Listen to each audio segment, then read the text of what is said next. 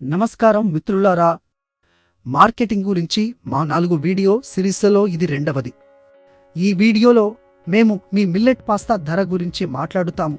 ఇది మొదటిసారి మార్కెట్లోకి ప్రవేశించడానికి కీలకం. మిల్లెట్ పాస్తా తయారీదారులు తమ ఉత్పత్తుల ధరలను ఎలా నిర్ణయించారో చూద్దాం. ధరలలో విస్తృతమైన వ్యత్యాసాన్ని మీరు గమనించారా? కొంతమంది ఆటగాళ్లు ప్రీమియం ధరను ఎందుకు పొందవచ్చు, మరికొందరు చాలా తక్కువ వసూలు చేయవచ్చు.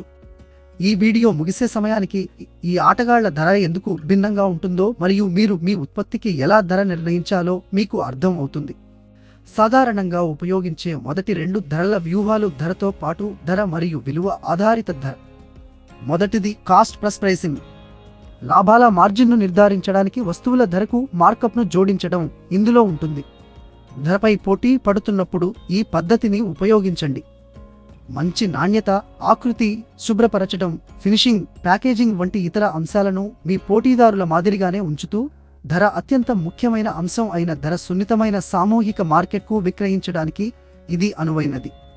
ఉదాహరణకు, 1 కిలోగ్రాము మిల్లెట్ పాస్తా విలువ జోడింపు ఉత్పత్తికి ఉత్పత్తి వ్యయం ₹113 అయితే మీ పోటీదారులు కిలోగ్రాముకు ₹220 కంటే తక్కువకు విక్రయించడం లేదని భావించి మీరు మీ ధరను కిలోగ్రాముకు 40% నుండి 50% మార్జిన్ అంటే ₹220కు నిర్ణయించవచ్చు. రెండవది విలువ ఆధారిత ధర. ఈ వ్యూహం ఉత్పత్తి ధర కంటే వినియోగదారునికి గ్రహించిన విలువ ఆధారంగా ధరలను నిర్ణయిస్తుంది. ధర మంచి నాణ్యత, ఆకృతి, రుచి, ఫినిషింగ్ మరియు ప్యాకేజింగ్ కాకుండా ఇతర కారకాలపై పోటీ పడుతున్నప్పుడు ఈ పద్ధతిని ఉపయోగించండి.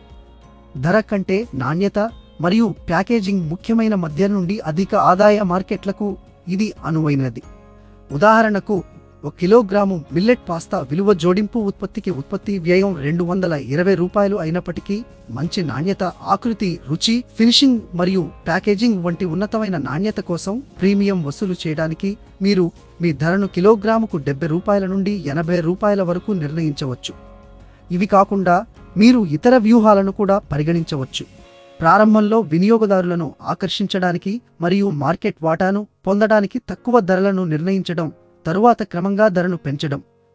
ప్రారంభంలో కొత్త మరియు ప్రత్యేకమైన ఉత్పత్తులకు అధిక ధరలను నిర్ణయించడం, తరువాత పోటీ పెరిగే కొద్దీ వాటిని తగ్గించడం.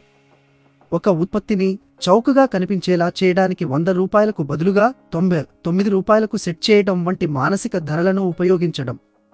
అనేక ఉత్పత్తులను కలపడం మరియు ప్రతి ఉత్పత్తిని ఒక్కొక్కటిగా కొనుగోలు చేసిన దానికంటే తక్కువ ధరకు కట్టను అందించడం. ప్రీమియం నాణ్యత లేదా ప్రత్యేకతను సూచించడానికి పోటీదారుల కంటే ఎక్కువ ధరలను నిర్ణయించడం. మార్కెట్ డిమాండ్, పోటీ మరియు ఇతర బాహ్య కారకాల ఆధారంగా ధరలను నిరంతరం సర్దుబాటు చేయడం. తరువాత మీ మొదటి నమూనాను సిద్ధం చేసుకోండి మరియు మీ సంభావ్య వినియోగదారులను వారు మీ ఉత్పత్తికి ఎంత చెల్లించడానికి సిద్ధంగా ఉన్నారో అడగండి. All the best. చూసినందుకు ధన్యవాదాలు.